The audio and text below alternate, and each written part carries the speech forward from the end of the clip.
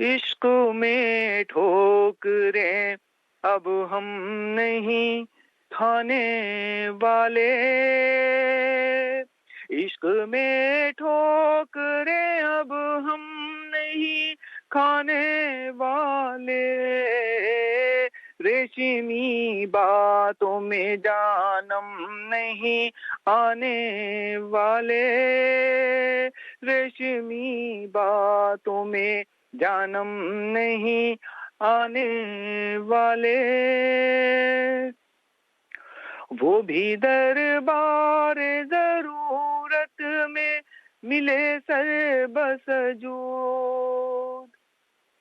وہ بھی دربار ضرورت میں ملے سر بسجود، عرفیت جن کی تھی دنیا کو جھکانے والے، عرفیت جن کی تھی دنیا کو جھکانے والے، طاق پر ساری تفاسیر سجا کر ہم خود، طاق پر ساری تفاسیر سجا کر ہم خود، ڈھونڈتے پھرتے ہیں کردار بنانے والے، ڈھونڈتے پھرتے ہیں کردار بنانے والے، عشق میں ٹھوکریں اب ہم نہیں کھانے والے۔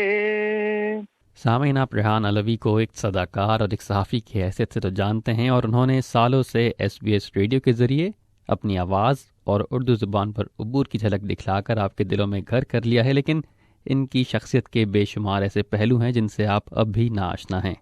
اور ان میں سے ایک ہے ریحان کی پہچان ایک مصنف اور شاعر کی حیثیت سے۔ ابھی جو آپ نے اشعار سنے یہ خود ریحان نے ہی لکھے تھے اور انہی کی زبانی آپ تک پہنچے۔ حال ہی میں سڈنی میں ایک نئی کتاب، ایک غزل ایک کہانی کی رونمائی ہوئی ان کی، جس میں کمیونٹی ممبران، سیاستدان، میڈیا سے مختلف شخصیات اور دیگر نے شرکت کی۔ آپ ریحان کی آواز دوسروں کو انٹرویو کرتے وقت تو سنتے ہیں، لیکن آج ہم انہیں اس کرسی پر بٹھا کر ان کا انٹرویو کر رہے ہیں اور ان سے کچھ اشعار بھی سنیں گے۔ ریحان، بہت شکریہ ہمارے لیے سب سے پہلے تو وقت نکالنے کا۔ ذہن میں جواب میں بالکل رسمی سے جملہ ہی کہوں گا کہ بہت بہت شکریہ آپ کا مجھ کو اپنے پروگرام میں مدعو کرنے کا۔ میرے خیال سے آپ سے بات کرنے میں آسانی اس لیے ہوگی کیونکہ آپ اتنے سالوں سے لوگوں کے سوالات کرتے ہوئے آ رہے ہیں، تو میرے خیال سے آپ کو اندازہ ہے کہ جواب دینے بھی کیسے ہیں۔ میں کوشش کروں گا کہ آپ کے اندازوں کو تھوڑا سا غلط ثابت کر سکوں تاکہ آپ کو بھی تھوڑا سا سرپرائز ہو۔ بعض دفعہ کچھ مشکل انٹرویو کرنے والے بھی آ جاتے ہیں جن سے بات کو ایکسٹریکٹ کرنا بہت مشکل ہو جاتا ہے اور خود میزبان کو زیادہ بولنا پڑتا ہے اس کی بات کا اظہار کرنے کے لیے۔ ریحان، گفتگو آغاز اسی سے بھی کرتے ہیں کہ صحافی تو ہیں ہی، اتنے عرصے سے SBS ریڈیو کی اردو سروس سے بھی منسلک ہیں۔ اکثر لوگ اگر لٹری سرکلز میں نہ ہوں، جو لٹری کمیونٹی ہے وہ تو آپ کے کنٹریبیوشن کو جانتی ہی ہے، لیکن باقی لوگ نہیں جانتے، تو ایسے کون کون سے پہلو ہیں جو لوگوں کو پتہ بھی نہیں ہے؟ آپ کو نام سے تو بہت لوگ جانتے ہیں لیکن آپ کے کام سے شاید ناواقف ہیں۔ ادبی لحاظ سے آپ نے صحیح کہا، کیونکہ جو ٹرینڈ اس وقت چل رہا ہے، جیسے کہا جاتا ہے کہ جب ہم پڑھتے ہیں تو بھول جاتے ہیں، اور جب ہم دیکھتے ہیں تو یاد رکھتے ہیں، اور جب ہم وہ کام خود کرتے ہیں تو ہمیں سمجھ میں آتا ہے۔ یعنی when we listen, when we read, we forget, when we view, we remember, and when we do, we understand۔ تو بالکل ایسی ہی صورتحال ہوتی ہے کہ جب ہم کو لوگ صرف پڑھ رہے ہوتے ہیں تو شاید اتنی واقفیت کا پیمانہ اتنا اونچا نہیں ہوتا، مگر جب وہ ہم کو سنتے ہیں تو ایک انٹریکشن، ایک ریلیشن بن جاتا ہے، اور جب وہ ہم کو دیکھتے ہیں تو انہیں پتہ چلتا ہے کہ یہ اس آواز کے پیچھے یہ چہرہ تھا، یعنی جو نام ہے اس کو ایک چہرہ ملتا ہے۔ اسی طریقے سے بالکل لکھنے کے جتنے پہلو ہیں اور دیکھنے کے پہلو ہیں، آج کل جو ملٹی میڈیا ایج ہے اور جس طریقے سے ٹیلی ویژن اور فلم نے دھوم مچائی ہوئی ہے، اور کس طریقے سے تیزی سے معلومات ایک جگہ سے دوسری جگہ منتقل ہوتی ہے، اس تیز رفتار انفارمیشن کے عہد میں بہت سے ایسے پہلو جو اردو سامعین جو ریڈیو سے منسلک ہیں اور کرنٹ افیئرز اور روزمرہ کی جو ہماری مسائل ہیں ان سے ریلیٹڈ خبروں سے حوالے سے ہمیں پہچانتے ہیں، ان سے شاید پوشیدہ رہتے ہیں. تو جو چیزیں ان لوگوں کے سامنے نہیں آتی وہ ہمارے ادبی سرکل میں میری حیثیت سے سامنے میں آتی رہتی ہیں, اور جو لوگ دونوں طرف سے جڑے ہوئے ہیں ان کو تو اس پہلو کا علم ہے. مگر آپ نے صحیح کہا کہ ان لوگوں تک اس کی بارے میں آشنائی ذرا کم ہے. پھر ایس بی ایس کی پالیسیز بھی اس بات کی زیادہ اجازت نہیں دیتی کہ آپ سیلف پروموشن کریں. یعنی اگر زین نبی اور بھی بہت کچھ کر رہے ہیں تو ایس بی ایس کی پالیسیز مجھے الاؤ نہیں کرتی کہ میں ان کی دوسری صلاحیتوں کو بالکل اس طریقے سے لے کے آؤں کہ جیسا کہ ان کا حق ادا ہو جائے. تو یہی کچھ ہمارے ساتھ بھی ہوتا ہے کہ ہم اپنے اشعار, اپنی کہانیاں, اپنی اسٹوریز, اپنے لکھے ہوئے دوسرے فن وہ ایس بی ایس پہ اس پروگرام کے اوپر لے کر نہیں آتے جب تک ہمیں ایس بی ایس کی مینجمنٹ سے اس کی باقاعدہ اجازت نہ مل جائے, اور یہ مینجمنٹ بھی یہ فیل کرے کہ ہاں کمیونٹی اس میں انٹرسٹ لیتی ہے, اور جس بات کو ہم کور کرنے جا رہے ہیں وہ کسی نہ کسی طرح کمیونٹی کے لیے بھی دلچسپی کا باعث ہوگی. تو یہ پہلو ہیں جو میرے خیال میں کبھی کبھی اجاگر ہو جاتے ہیں, مگر ہاں یہ رہتے ہیں مائکروفون کے پیچھے ہی. ریحان, اس سے پہلے کہ میں آپ کی کتاب کی جانب چلوں, میں ایک اور سوال کرنا چاہوں گا اور آپ کو ماضی میں لے جاؤں گا. آپ کا نام بہت زیادہ مشہور ہے کمیونٹی میں, اور میں خود اس بات کی گواہی بھی دیتا ہوں اور دیکھتا بھی ہوں کہ آپ کا اور اردو زبان کا رشتہ بہت گہرا اور بہت مضبوط ہے, اور آپ سے بہت سارے لوگوں کو بہت کچھ سیکھنے کو بھی ملتا ہے, اور جتنے لوگ ملتے ہیں وہ آپ کے شاید فینز اسی طرح بنتے ہیں کہ آپ کا جو عبور ہے اردو زبان پر وہ بہت عمدہ ہے. تو اردو زبان اور آپ کا تعلق بنا کیسے؟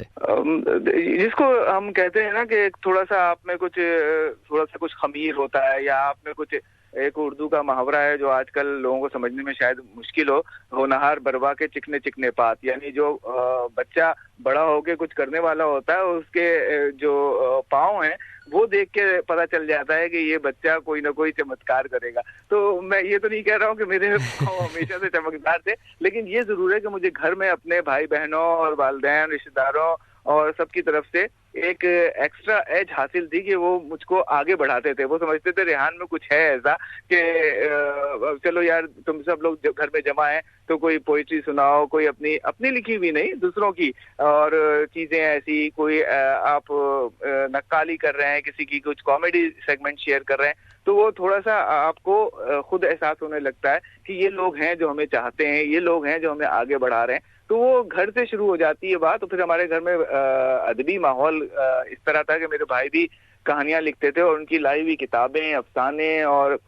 بڑے معروف ادیبوں کی کہانیاں ان کے شیلف بھرے ہوتے تھے جو میں چپکے سے دوپہر میں کھول لیتا تھا, اور اکثر اس میں سے برگردانی کرتا تھا. شاید وہ اس وقت میری پڑھنے کی عمر بھی نہ ہو, کچھ سمجھ میں آ جاتا تھا, کچھ نہیں آتا تھا. تو وہ بس ایک عمومی سا ایک عام سا جملہ میں کہوں گا کہ ہاں بچپن ہی سے یہ شوق تھا پڑھنے کا. پھر گھر میں ہماری والدہ بھی کیونکہ شاعری کرتی تھیں اور والد صاحب انگلش اور تاریخ کے ہسٹری کے ٹیچر تھے, تو ایک ادبی سا ماحول بنا ہوتا تھا. اور ہمارے یہاں جب ایک ٹیچر کی جو سیلری ہوتی ہے, میرے والد صاحب کے اس زمانے میں جو حالات مجھے بعد میں پتا چلے, میں I was grown up already on that time, تو کہ وہ سائیکل کے اوپر ٹیوشن پڑھانے گھروں گھروں میں جایا کرتے تھے. ہم لوگ ماشاءاللہ کافی بڑا کنبہ تھا ہمارا, اور ان سب کو گرون اپ کرنا اور سب کو تعلیم پہ توجہ دینا ایک بڑا کام ہوا کرتا تھا اس زمانے میں. تو ہمارے والد نے اور والدہ نے کبھی تعلیم کے اوپر کمپرومائز نہیں کیا کہ بچے اگر ہمارے گھر میں ضرورتیں زیادہ ہیں اور ہماری آمدنی کم ہے تو ہم بچوں کو پڑھائی سے ہٹا کر اور ان کو کسی کام پہ لگا دیں. وہاں کبھی کمپرومائز نہیں ہوا تعلیم کے اوپر. اسی طریقے سے اس زمانے میں بھی جو تنگ دستی کا زمانہ کہلاتا تھا, اس زمانے میں بھی ہمارے گھر میں رسالوں ہمیشہ آتے رہتے تھے. اور مجھے یاد ہے کہ بچپن میں نونہال, بچوں کی دنیا, نور اور بہت سارے بچوں کے رسالے ہوتے تھے. وہ صرف ہم چھوٹے بھائی بہنوں کے لیے آتے تھے, بڑی بہنوں کے لیے, بھائیوں کے لیے بھی رسالے آتے تھے. تو یہ وہ چیزیں تھیں جس سے مجھے بڑے ہو کے اندازہ ہوا کہ تعلیم اور پڑھائی اور مطالعے کے اوپر ہمارے گھر میں کبھی کمپرومائز نہیں ہوا. اس وجہ سے کہ اگر ہمارے حالات ایسے نہیں ہیں کہ ہم اس کے اخراجات برداشت کر سکیں تو بچوں کو پڑھائی سے اٹھا لو. تو میرے خیال میں یہ وہ چیزیں تھیں جنہوں نے آگے بڑھ کر ہمیں خود بخود یہ آشنائی عطا کی کہ ہمیں کچھ پڑھنے لکھنے کے ہی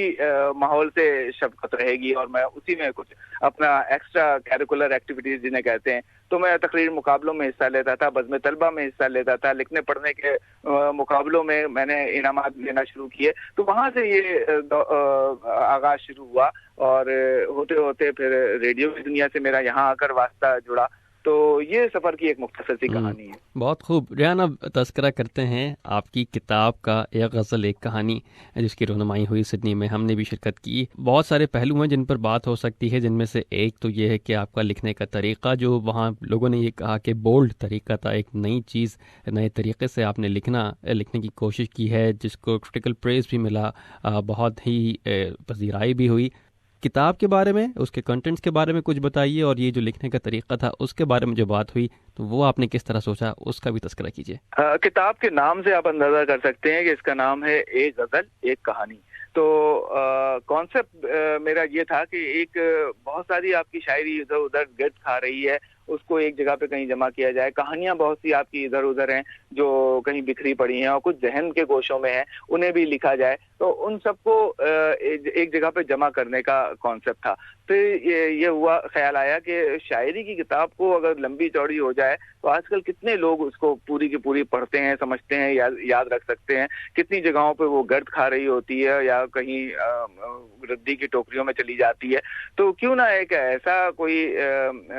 مجموعہ بنایا جائے جس میں میری یہ پیاس بھی بجھ جائے کہ کہانیاں بھی شامل ہو جائیں اور شاعری بھی شامل ہو جائے. تو یہاں سے وہ شروع ہوا, کچھ اپنے قریبی عزیز دوستوں سے, اور جو ادبی میرے تعلق دار ہیں, ان میں جناب سحر انصاری صاحب ہیں اور پیرزادہ قاسم صاحب ہیں, انہوں نے خاص طور پہ اس کانسیپٹ کی کافی پذیرائی کی. امجد الاسلام امجد نے بھی مجھے سراہا, اور تو ان لوگوں نے مجھے کہا کہ ہاں یہ کانسیپٹ اچھا ہے. آج تک اردو میں کوئی اس طرح ایک کتاب نہیں لکھی گئی کہ اس میں شاعری بھی ہو اور غزل بھی ہو, پھر شاعری اور غزل, شاعری بھی ہو, نثر بھی ہو. پھر شاعری اور نثر کو میں نے کمبائن اس طرح کرنے کی کوشش کی کہ کچھ دونوں کے درمیان کوئی ربط بنا رہا ہے, یعنی ایک کہانی ہو تو اس کے ربط کے ساتھ کوئی نہ کوئی ایک نظم یا غزل جڑ جائے. تو کوشش تو وہی ہوئی. پوری طرح میں نہیں کہتا کہ میں اس میں کامیاب ہوا, کیونکہ کسی کہانی کو اور پھر اسی طرح کی غزل یا نظم کو اسی طرح مربوط کرنا اگر ناممکن نہیں تو مشکل ترین ضرور ہے. لیکن تھوڑے بہت کہانیاں جو میں نے نئی لکھی ہیں اور جو پرانی بھی تھیں, ان کا ربط شاعری سے جڑا ہوا ضرور یہاں ملے گا. اس میں جو کہانیاں ہیں اس میں کچھ مختصر کہانیاں ہیں, ایک صفحے کی کہانیاں ہیں, تاکہ جن لوگوں کو میری پہلی ناول بیانڈ دا ڈریمز اور تعبیر کی تلاش میں سے تھوڑا سا یہ ایک ریزسٹنس تھا اسے پڑھنے میں کہ یہ بہت طویل ہے, تقریباً 500 صفحے کی کہانی وہ ناول تھی, بہت ضخیم تھی. ہر ایک اسے ظاہر ہے ناول کا مزاج ایک بالکل مختلف ہوتا ہے, اس کے پڑھنے والی کلاس بھی الگ ہوتی ہے. تو اس لیے ان لوگوں تک جو جسے کہتے ہیں ٹیک اوے ٹائپ کی چیز چاہتے تھے, ان کے لیے یہ ایک اچھا مواد تھا کہ مختصر کہانیاں, چھوٹی چھوٹی شاعری, 4 بند کے قطعات, اور ان سے آپ گزرتے ہوئے چلے جائیں تو آپ کو شاید کچھ سوچنے میں مجبور کریں کہ کس طرح تضادات کی دنیا میں ہم خود رہ رہے ہیں, جو دوسروں پہ ہر وقت نکتہ چینی کرتے رہتے ہیں. یعنی ہمیں دوسرے کی آنکھ کا کانٹا تو نظر آ جاتا ہے مگر اپنی آنکھ کا شہتیر نظر نہیں آتا. تو بالکل اسی پیرائے میں یہ کہانیاں لکھی گئی ہیں. اس میں جو کچھ کہانیاں ایسی بھی تھیں جو صرف 1 منٹ کی کہانیاں تھیں, اور اس کا کانسیپٹ میرے بزم طلبہ کے پروگرام ایک ہوا کرتا تھا صرف 1 منٹ کے نام سے, اور اس میں صرف 1 منٹ میں اسٹوڈنٹس کو اپنے کوئی ایک کہانی پیش کرنا ہوتی تھی. وہ کہانی میں مجھے پہلی بار میں شریک ہوا تھا اور مجھے پہلا انعام ملا تھا, اور وہاں سے مجھے یہ انسپائریشن ملا کہ اگر کہانی چھوٹی ہو اور پر اثر ہو تو اس کا جو کلائمیکس پوائنٹ ہوتا ہے, جسے ہم ٹیپ کا بند کہتے ہیں, یعنی آخری لائن جسے کہتے ہیں, پنچ لائن کہتے ہیں, وہاں پہ آپ اگر کوئی اس کا اینڈ لے کے آئیں تو وہ سننے والے, پڑھنے والوں کے دلوں پہ بہت عرصے تک اثر دکھاتی ہے. اور یہی سب کچھ ہم نے اس میں اس کتاب میں جمع کرنے کی کوشش کی. یہ کیا کہ کچے گھروں میں رہنا اور بارشوں کی دعا بھی کرنا, یہ کیا کہ کچے گھروں میں رہنا اور بارشوں کی دعا بھی کرنا, دلوں میں نفرت کے بیج بو کر انہی سے حاصل نفع بھی کرنا, دلوں میں نفرت کے بیج بو کر انہی سے حاصل نفع بھی کرنا, زبان و ورثے پہ ناز کر کے اسی سے بچوں کو دور رکھنا, زبان و ورثے پہ ناز کر کے اسی سے بچوں کو دور رکھنا, اسی کو نشتر زہر کے دے کر دعائے خیر و شفا بھی کرنا, تراشنا اپنے رہبروں کو پھر ان بتوں کو خدا بھی کرنا, تراشنا اپنے رہبروں کو پھر ان بتوں کو خدا بھی کرنا, انہی کے ہاتھوں سے قتل ہونا انہی پہ جانے فدا بھی کرنا. ریحان, آپ کا میرے خیال سے شمار ان ماڈرن رائٹرز میں ہوتا ہے جو اڈیپٹیبل بھی ہیں. آپ نے ذکر کیا کہ کس طرح تعبیر کی تلاش میں ناول تھا, اور آڈینس کو دیکھتے ہوئے یہ جو ایک غزل ایک کہانی ہے اس میں کچھ ایسی چیزیں جو آڈینس کے پوائنٹ آف ویو سے بہت اچھی ہیں اور ان کو آرام بھی ملے گا اگر وہ پڑھ سکیں سکون سے. لیکن اس کے ساتھ ساتھ ایک اور بہت ہائی لائٹنگ پہلو تھا آپ نے جو بک لانچ کیا, اس میں ڈیجیٹل فارمیٹ سے ڈیجیٹل پریزنٹیشنز کا, جس میں آج کے زمانے کی دنیا کو کس طرح آپ نے صحیح طریقے سے ٹارگٹ کیا ہے کہ کتاب بھی پڑھی جا رہی ہے لیکن اس کی ڈیجیٹل پریزنٹیشنز بھی ساتھ ساتھ چل رہی ہیں. تو یہ آئیڈیا کس طرح آیا, کیا آپ کو ضرورت محسوس ہوئی کہ اس طریقے سے کرنا چاہیے؟ ضرورت ایجاد کی ماں ہے, اور میں نے یہ دیکھا کہ لوگوں کی ضرورت یہ ہے کہ لوگ جب اسے دیکھتے ہیں تب ان کو ویژولائز کرنے میں, اس کو کانسیپٹ بنانے میں زیادہ مدد ملتی ہے. اور جس طرح آج کل دور چل رہا ہے اور ہم سوشل میڈیا پہ ساری دوڑ بھاگ دیکھتے ہیں کہ کس طریقے سے جو کچھ آنکھیں دیکھتی ہیں وہی آپ کے ذہنوں پہ بہت دیر تک اثر ڈالے رکھتا ہے. تو یہ میرے خیال میں اس کا خمیر تو وہیں سے اٹھا تھا, کہ آئیڈیا وہیں سے آیا. مجھے خیال آیا کہ کیوں نہ ہم اپنی کہانیوں کو ایک سلیس طریقے سے, جس طرح لوگ ہوتے ہیں کہ کتاب کی رونمائی ہوتی ہے تو لوگ لمبی لمبی تقریر کرتے ہیں اور تعریف و توصیف کے پل باندھتے ہیں اور لوگوں نے پڑھا کچھ بھی نہیں ہوتا ہے کہ اس کے اندر کیا ہے, تو کیوں نہ اس تقریب کو اس کے کتاب کے کانٹینٹ سے متعارف کرانے کا ایک ذریعہ بنایا جائے. یعنی اس کے اندر کیا ہے وہی میرا تعارف ہے کہ میں نے کیا لکھا ہے. اس کے لیے میں نے کچھ اپنے دوست احباب سے کو راضی کیا, ان کو کانسیپٹ دیے کچھ کہ آپ کون سی ایسی مختصر چیز پڑھ سکتے ہیں جو لمبی چوڑی نہ ہو, سامعین کے لیے بور کر دینے والی نہ ہو, اور ہم بالکل وقت کے اوپر اپنا پروگرام شروع کریں, پاکستان اور اپنی کمیونٹی کی ایک ریپرزنٹیشن دیں کہ ہم پنکچولیٹی سے بھی کام کر سکتے ہیں. اور ہمارے یہاں کیسے کیسے اکیڈمکس ہیں, پڑھنے والے, بولنے والے, پارٹیسپیٹ کرنے والے, کیسے کیسی لٹریری فیگرز ہیں. تو ان سب کو ہم نے شوکیس کیا وہاں پہ, اور ان کو ایک ہم نے پلیٹ فارم دیا. اپنے ینگسٹرز کو بھی میں نے انگیج کیا, جو ینگسٹرز ہیں کہ وہ آئیں. بہت سے ینگسٹرز ہیں بہت ریلیکٹنٹ ہے کہ ہم نے آج تک کبھی کسی ادبی تقریب میں حصہ نہیں لیا, اور ہم جھجک رہے ہیں اور ہمیں واقعی I am feeling nervous, I can not do that one. لیکن جب انہوں نے حصہ لیا اور انہوں نے اس کے اوپر جو کمنٹس دیے کہ کس طریقے سے ایک بریجنگ کا عمل ہوا کہ ینگسٹرز بھی ادب کی طرف دیکھنے لگے, ان کو بھی وہ ورڈنگ سمجھ میں آنے لگی کہ ہمارا وہاں زور کسی میوزک کے اوپر نہیں تھا, کسی ڈرامے کے اوپر نہیں تھا, کسی ویڈیو پہ نہیں تھا, ورڈنگس پہ تھا. یعنی کتاب میں جو لفظ لکھا ہے اس کی حرمت کو برقرار رکھنا. تو میں نے ڈیجیٹل کا کانسیپٹ یہیں سے لیا تھا کہ اگر یہ بلینڈ بنایا جائے کہ پریزنٹیشن بھی ہوتا رہے اور ساتھ ساتھ میں لوگ اسے نیریٹ کرتے رہیں, تو لوگوں کا ایک طرح سے اس سے ربط بنا رہے گا, بوریت بھی نہیں ہوگی اور پیغام بھی پورا اثر ہوگا. تو اس کام میں میرے دوست احباب ساتھیوں اور جو والنٹیئرس تھے انہوں نے میرے ساتھ بہت تعاون کیا, اور یہ تقریب جو کامیاب رہی یہ سب اصل میں ان سب کی کامیابی تھی, کیونکہ ہم نے اپنی آسٹریلین مین اسٹریم کمیونٹی کو ڈیمانسٹریٹ کیا کہ کس طریقے سے ہماری کمیونٹی لٹریری میدان میں بھی کسی طرح پیچھے نہیں. ریحان, جس طرح آپ نے تذکرہ کیا اور آپ کا جو بک لانچ تھا اس میں آپ نے صرف اپنی ذات یا کتاب کو فروغ نہیں کیا بلکہ آپ نے ایک براڈر کمیونٹی کے بارے میں سوچا. آپ نے خود ذکر کیا کہ آپ نے یہ دکھایا اس ایونٹ کے ذریعے کہ پاکستانی کمیونٹی میں ایونٹس ہوتے ہیں تو پنکچوالٹی کا خاص خیال رکھا جاتا ہے. آپ نے موقع دیا نوجوانوں کو بھی, وہ بھی موجود تھے وہاں پہ تو وہ بھی کمیونٹی کو سرو کیا. اس کے علاوہ صرف سڈنی سے نہیں بلکہ انٹر اسٹیٹ جتنے بھی گیسٹس ہو سکتے تھے, پرومیننٹ شخصیات تھیں, ان کی بھی موجودگی تھی اور ان کا کنیکشن پھر ملٹی کلچرل مین اسٹریم آسٹریلین سوسائٹی سے کروایا اس تقریب کے ذریعے. تو کیا یہ ویژن شروع سے ہی تھا کہ میں اپنے ساتھ ساتھ جو خود کام کر رہا ہوں اس سے پاکستانی کمیونٹی جو آسٹریلیا میں موجود ہیں ان کا بھی ساتھ ساتھ بھلا ہو, ان کی بھی ایک پازیٹیو امیج سامنے آئے؟ دیکھیے, دنیا میں انسان کی جو بھی جتنے بھی دنیا میں انسان موجود ہے, کوئی یہ دعویٰ نہیں کر سکتا کہ مجھے خود نمائی کا یا اپنی تعریف کا شوق نہیں ہے. کوئی ایسا نہیں دعویٰ کر سکتا کہ میں اپنی تعریف سے خوش نہیں ہوتا. تو یہ تو انسان کی ایک سرشت میں شامل ہے, اس کی اللہ تعالیٰ نے نیچر میں رکھا ہے کہ وہ اپنی تعریف سے خوش ہوتا ہے. لیکن میرے خیال میں اس تقریب میں جو کچھ میں نے دکھایا, اور اس سے پہلے بھی ہم نے جو تعبیر کی تلاش میں جو کچھ جس طرح تقریب منعقد کی تھی, جو کچھ ہم نے پیش کرنا چاہا اس کو ہم نے آسٹریلیا کی ملٹی کلچرل کے نام کیا تھا, اور اس تقریب کو ہم نے آسٹریلیا کی ڈائیورسٹی کے نام کیا. یہ لیسن میرے خیال میں میرے ذہن میں پختگی دینے میں ایس بی ایس نے ایک بڑا کردار ادا کیا, کیونکہ ایس بی ایس میں جو ہم پروگرام کرتے ہیں اس میں آپ دیکھتے ہوں گے کہ ہماری اپنی خود نمائی کا کہیں کوئی دخل نہیں ہوتا. یعنی بار بار میں نہیں ہوتا, کہیں بار بار یہ ذکر نہیں ہوتا کہ ریحان الوی یہ کر رہے ہیں, ریحان الوی نے یہ کہا, بلکہ ہم دوسروں کو لے کے آتے ہیں اور ان کے خیالات اپنے سامعین کو پہنچاتے ہیں. تو ہم ایک بریجنگ کا کام کر رہے ہوتے ہیں. تو میری جب کتابوں کے پروگرام ہو رہے تھے تب بھی مجھے یہ خیال رہا کہ تعریف و توصیف سب اپنی جگہ, مگر کس بات پر, آپ کی تعریف کس بات پر ہو. آپ نے کچھ کیا ہے تو جس بات پہ آپ کی تعریف ہو رہی ہے وہ بات سامنے آنا چاہیے. صرف یہ نہیں کہ کچھ ایسے مقررین آ جائیں جنہوں نے کتاب کو پڑھا بھی نہ ہو, انہیں پتا بھی نہ ہو اس کے اندر کیا ہے, وہ آپ کی دوستی رکھتے ہیں, آپ سے قربت رکھتے ہیں, یا آپ کی طرف افیکشن ہے آپ کے,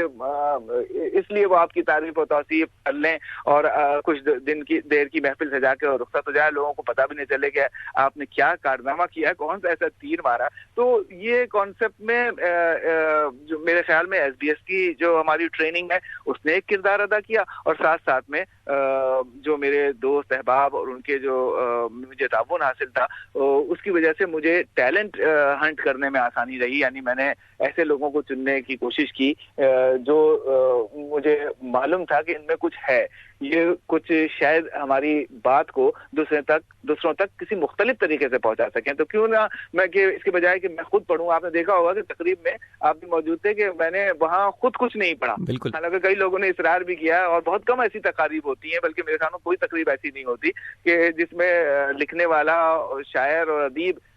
بلکہ شاعروں کو متعلق تو یہ کہا جاتا ہے کہ وہ اپنی شاعری سنانے سے کہیں بھی کسی وقت بھی پیچھے نہیں رہتے, ہر وقت ان کی جیب میں ڈائری ضرور رہتی ہے, کبھی وہ موقع آ جائے. تو میں نے اپنی تقریب میں اپنا لکھا کچھ نہیں سنایا, دوسرے لوگوں نے اس کو پک کر کے ان چیزوں کا انتخاب عوام تک پہنچایا, پبلک تک پہنچایا. تو میں یہی چاہتا تھا کہ میں دوسروں کا طریقہ کار دیکھوں کہ وہ کس طریقے سے انتخاب کرتے ہیں, ان کو کیا پسند آتا ہے. تو میری رائے جو کہ باعث ہو سکتی ہے میرے اپنے بارے میں کہ مجھے یہ پسند ہے تو میں اس کا انتخاب کروں, اس کے بجائے ان لوگوں نے وہ انتخاب پیش کیا اور میرے خیال میں بہت کامیابی سے پیش کیا اور کتاب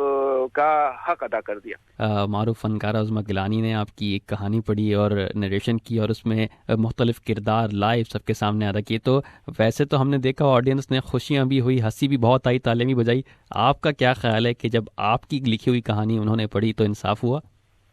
انصاف نہیں, انصاف سے بڑھ کر ہوا. اس کی کئی وجوہات ہیں. ایک تو عظمیٰ آپا کی جو کیرسمیٹک شخصیت ہے اور جس طریقے سے وہ ڈیلیوری دیتی ہیں, نو ون کین میچ اٹ. میرے خیال میں جو ہم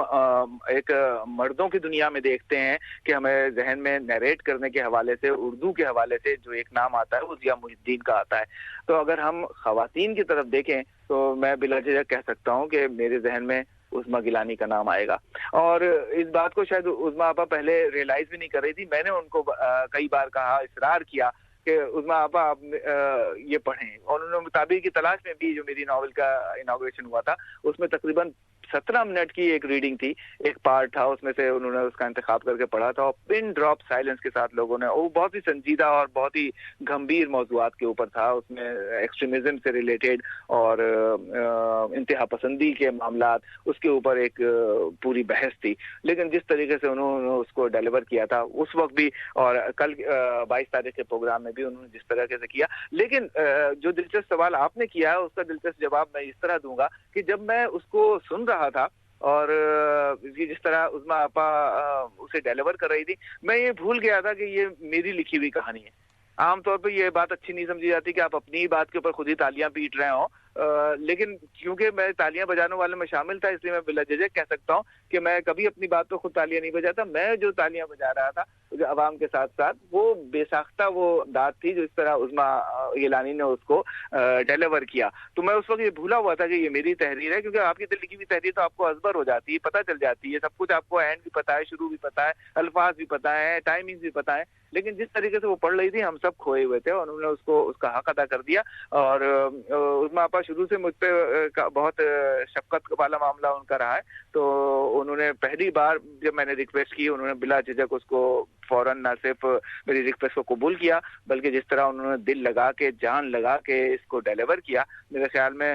مجھے یہ اعزاز حاصل ہے کہ انہوں نے اس طریقے سے کسی اور کو آسٹریلیا میں آج تک نہیں پڑھا. تم تو نفرت سے مر رہے ہو میاں,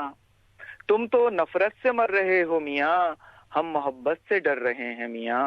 تم تو نفرت سے ڈر رہے ہو میاں, ہم محبت سے ڈر رہے ہیں میاں. تم نے تکیہ کیا ہے سورج پر, تم نے تکیہ کیا ہے سورج پر, ہم چراغوں پہ کر رہے ہیں میاں.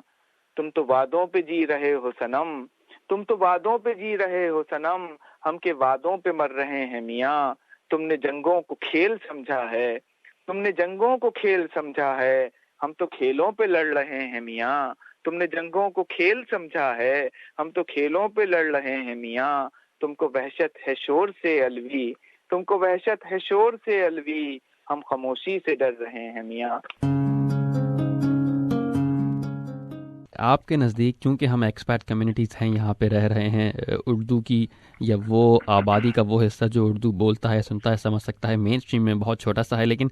یہاں بھی کوششیں جاری رہتی ہیں اردو کے فروغ کے لیے۔ تو آپ کے خیال میں اس وقت اردو کا حال آسٹریلیا میں کیا ہے، اور اس کو فروغ دینے کے لیے، مزید بہتر بنانے کے لیے کیا کیا جا سکتا ہے؟ دیکھیے، آسٹریلیا کا صرف ذکر کرنا یا اس کو نگیٹ کرنا کہ جی آسٹریلیا میں اردو کے حالات بہت خراب ہیں یا آسٹریلیا میں کوئی اس پہ کام نہیں ہو رہا، یہ تھوڑی زیادتی ہوگی، کیونکہ یہ آسٹریلیا کوئی الگ تھلگ ایک کوئی بر اعظم تو ہو سکتا ہے، مگر مائیگرینٹ کے حساب سے وہاں بھی آنے والے اسی خطے سے تعلق رکھتے ہیں جو دوسری جگہوں پہ ہجرت کر گئے، امریکہ جائیے، کینیڈا جائیے، یورپ جائیے، سویڈن جائیے، برطانیہ جائیے، انہی خطوں سے آنے والے ہیں۔ جس لیول کی اردو کی جو حالت ان جگہوں پہ اوپر ہے، آسٹریلیا بھی اس سے ہی کوئی بہت زیادہ اوپر نیچے نہیں ہے۔ میں یہ نہیں کہوں گا کہ یہ یہاں پہ اردو کا علم بڑا اونچا اڑ رہا ہے، پھریرا اڑ رہا ہے، یا یہاں پہ اردو جو ہے بالکل مر رہی ہے۔ جس طریقے سے اور جگہوں کے اوپر کوششیں ہو رہی ہیں، کوشش کیا ہوتی ہے، لوگوں کے دل میں ایک پھونک سی ہوتی ہے، دو تین طرح سے وہ سامنے آتی ہے۔ ایک تو یہ ہوتا ہے کہ آپ چاہتے ہیں کہ یار ہمارے بچے ہماری تہذیب سے، ہماری زبان سے لنک رہیں، کنیکٹ رہیں، اس میں ہم کتنی کوششیں کرتے ہیں، یہ ایک بڑا ہی بحث طلب موضوع ہے۔ اس کے اوپر گھنٹوں بات کی جا سکتی ہے کہ ہم خود اس بارے میں کتنا کچھ کرتے ہیں۔ بات تو ہم بہت کچھ کر لیتے ہیں، مگر کہتے ہیں اس بارے میں ہم کتنے سنجیدگی سے بات کرتے ہیں، اس پہ میں صرف اپنا ایک شعر سنا سکتا ہوں کہ زبان و ورثے پہ ناز کر کے اسی سے بچوں کو دور رکھنا، اسی کو نشتر زہر کے دے کر دعائے خیر و شفا بھی کرنا۔ یعنی زبان و ورثے پہ ہم ناز تو بہت کرتے ہیں، لیکن اپنے بچوں کو معاملے میں میرے خیال میں ہم ابھی دوسری جنریشن یا دوسری قومیں جو کام کر رہی ہیں، نیشنلٹیز، ان کے مقابلے میں شاید بہت پیچھے ہیں۔ تو آسٹریلیا میں حالات بہت برے بھی نہیں، بہت اچھے بھی نہیں، جس طرح کے عمومی حالات دوسری مغربی ممالک میں ہیں اسی طرح کے ہیں۔ ہاں، یہاں لوگ ضرور ہیں، موجود ہیں جو تندہی سے یہ کام کر رہے ہیں۔ اب ان کے فوکس مختلف ہوتے ہیں، کچھ مشاعروں کی طرف منہمک رہتے ہیں، کچھ نثری کام کر رہے ہیں، کچھ انجمنیں چلا رہے ہیں، کچھ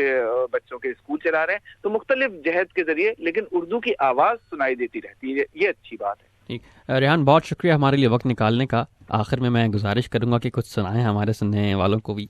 میرے خیال میں تھوڑی سی وہ کسر پوری کر سکتا ہوں جو میں نے اپنے وہ پروگرام میں کچھ نہیں سنایا۔ بہت سے لوگوں نے مجھے بعد میں شکایت کی کہ آپ تو اپنی شاعری تو کم از کم مختصر سے ضرور سنا دینا چاہیے تھی، مگر وہاں کچھ آخر میں جو عظمی گیلانی جس طرح پڑھا اس کے بعد میری گنجائش نہیں بن رہی تھی، لیکن میں آپ کے سامعین سے کچھ ضرور شیئر کرنا چاہوں گا جو میرے بھی سامعین ہیں اسی طرح۔ تو آپ لوگوں کی نظر کا غزل پیش کر دیتا ہوں جو ترنم سے ہے، کیونکہ ترنم کی فرمائش بہت آتی ہے مگر یہ وقت زیادہ لیتا ہے، اس لیے بالکل سامعین سے معذرت کے ساتھ کہ میں اس کے صرف 3-4 اشعاری آپ کی نظر کروں گا۔ تعزیت کی کھوکھلی ہے رسم جاری آج کل،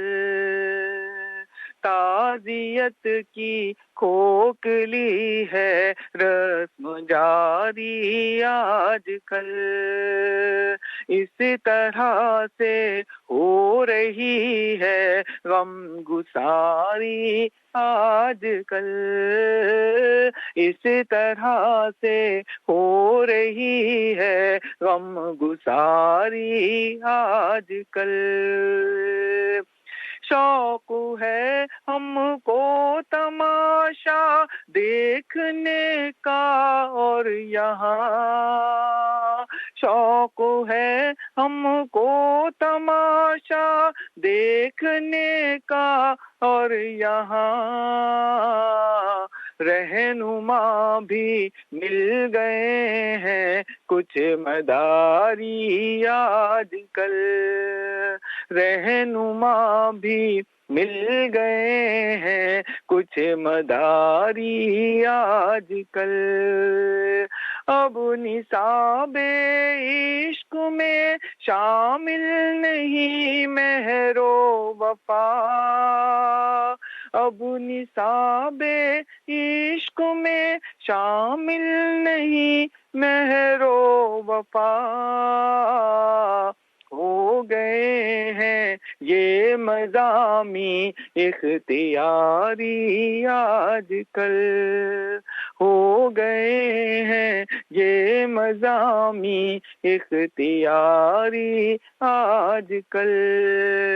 تعزیت کی کھوکھلی ہے رسم جاری آج کل، اس طرح سے ہو رہی ہے غم گساری آج کل۔